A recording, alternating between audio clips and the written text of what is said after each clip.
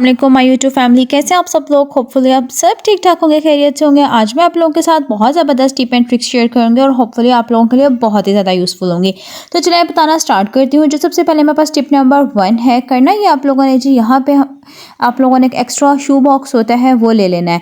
ठीक है, कोई भी आप लोगों के पास एक्स्ट्रा पड़ा हो वो शू बॉक्स ले लेंगे, ये हमारे लिए बहुत ही ज़्यादा यूज़फुल होगा। अक्सर क्या, साथ ही साथ जी कोई भी न्यूज़पेपर है आप वो भी ले सकते हैं। कोई एक्स्ट्रा बच्चों की कॉपी है जो आप लोगों के किसी काम ना आए वो भी आप लोग ले सकते हैं। उसको आप लोगों ने लेके इसको अच्छे से फोल्ड करना शुरू कर देना है। इस तरह से आपने इसको फोल्ड करके इसके अंदर रखना है। आपको मैं बताती चलूँ, इससे हम लोग जो चूड़ियों का स्टैंड होता है वो बनाएंगे। अक्सर हमारे घर ये क्या होता है कि चूड़ियाँ हम ले आते हैं, छोटे बच्चों की होती हैं, वो इधर उधर बिखरी हुई होती हैं और ज़रूरत के टाइम हमें बिल्कुल भी नहीं मिलती हैं। तो हम बहुत ही कम बजट में आराम से घर की जो वेस्ट चीज़ें होती हैं उनसे हम बहुत ही ज़बरदस्त चूड़ियों का स्टैंड बनाएंगे। तो करना ये आप लोगों ने, पहले जी न्यूज़पेपर है वो ले लें। कॉपी को इस तरह से मैंने फोल्ड कर लिया है। फोल्ड करने के बाद आपने प्रॉपर उसका साइज़ ले लेना है, जिस भी बॉक्स में आपने उसको एडजस्ट करना है। ये बिल्कुल मेरे पास इसका एडजस्ट हो गया था, ये वाला इस कॉपी का साइज़। तो जो है मैं यहाँ पे इसके ऊपर रबर बैंड चढ़ा दूंगी, एक इस साइड पे और दूसरी उस साइड पे रबर बैंड लगा दूंगी। अगर तो आप लोगों के पास कॉपी का साइज़ जो है या अखबार का साइज़ बड़ा है तो आपने उसको कैंची से कट कर लेना है। तो यहाँ आप लोग देख सकते हैं इस तरह से मैंने इसके ऊपर रबर बैंड लगा दिए। रबर बैंड लगाने के बाद ये देख सकते हैं मेरे पास इतनी सारी चूड़ियाँ पड़ी हुई हैं और वो बिल्कुल ही इधर उधर पड़ी हैं और ज़रूरत के टाइम ये मुझे बिल्कुल भी नहीं मिलेंगी। तो मैंने जब आपने इनको इकट्ठा करने के बाद इसके ऊपर इस तरह से आपने लगा देनी है। आप लोग मेरी इस वाली टिप को ज़रूर ट्राई करना, अगर यूज़फुल हो तो मुझे कमेंट बॉक्स में ज़रूर बताना। तो जी फाइनली यहाँ पे मैंने इसको इस तरह से लगा दिया है। अब आपने इसको इसके अंदर अच्छे से फिक्स कर लेना है। तो ये आराम से आपकी चूड़ियाँ जो हैं सेव हो जाएंगी और इधर उधर गिरेंगी भी नहीं और इसी के अंदर रहेंगी। तो उम्मीद है ये वाली ट्रिक आप लोगों को मेरी बहुत पसंद आई होगी। जी अब हम चलते हैं अपनी नेक्स्ट टिप की। हमारी जो टिप नंबर 2 है वो भी बहुत ज़बरदस्त है। अक्सर क्या होता है कि हम लोगों को लेमन चाहिए होता है और लेमन का 1 पार्ट चाहिए होता है, उसको हम यूज़ करके दूसरा इसी तरह फ्रिज में रख देते हैं और वो जो है थोड़ी देर बाद जो है वो श्रिंक होना शुरू हो जाता है और वो ख़राब होकर डस्टबिन में चला जाता है। तो यहाँ पे एक लेमन का जो हिस्सा है उसको हम यूज़ कर लेंगे, जैसे आप लोग खानों वगैरह में यूज़ कर लेते हैं किसी भी तरह से। तो दूसरा हिस्सा जो है हम उसी तरह रख देते हैं। तो आपने करना ये है, अपने इस लेमन को फ्रेश रखने के लिए जो आप लोगों ने लेमन यूज़ किया होगा वो ले लेंगे और साथ में रबर बैंड, उसको इसके ऊपर इस तरह से रखकर इस तरह से जोड़ देंगे। इससे ये होगा और इसके ऊपर रबर बैंड लगा लेंगे। अगर तो आप रबर बैंड नहीं लगाएंगे तो वो इसी तरह खुला रहेगा और लेमन ख़राब हो जाएगा।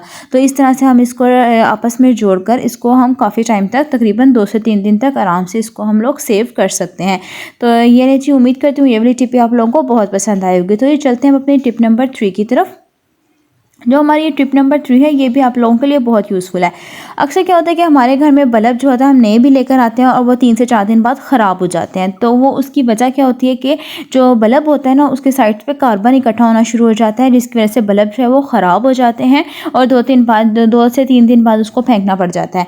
तो ऐसा बिल्कुल ना करें आप लोगों के। जब भी बल्ब ख़राब हो या पुराना बल्ब भी ख़राब हो ना, तो LED बल्ब, यहाँ पे मैं LED बल्ब का आप लोगों को बता रही हूँ। तो आप लोगों ने यहाँ पे ग्रेटर ले लेना है, उससे आपने इसको अच्छे से ग्रेट कर लेना है। जब आप करेंगे जितना कार्बन होगा वो यहाँ पे उतर जाएगा और बल्ब जो है वो लॉन्ग टाइम तक आप लोगों का चलेगा।